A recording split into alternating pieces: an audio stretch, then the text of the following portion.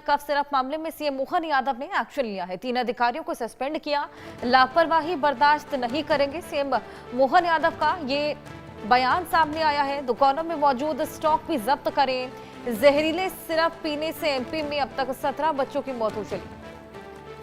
तो दुकानों में मौजूद स्टॉक जब्त किया जाएगा। ये स्ट्रिक्ट एक्शन लगातार इस पूरे मामले को लेकर है। जिस तरीके से कफ सिरप मामले में सीएम मोहन यादव ने भी अब एक्शन लिया है। 3 अधिकारियों को सस्पेंड किया है।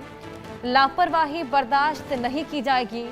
और इसी के अलावा कफ सिरप के तमाम सैंपल्स को भी इकट्ठा किया जा रहा है। लगातार उसकी जांच पड़ताल की जा रही है। कई जिलों में इसको बैन किया गया है, कई राज्यों में इसको बैन किया गया है। हालांकि केंद्र की ओर से इसको क्लीन चिट मिला था, लेकिन उसके बावजूद लगातार इस कफ सिरप की जांच पड़ताल जारी है। कफ सिरप जिसकी वजह से बच्चों को किडनी फेलियर जैसी तमाम समस्याएं झेलनी पड़ी।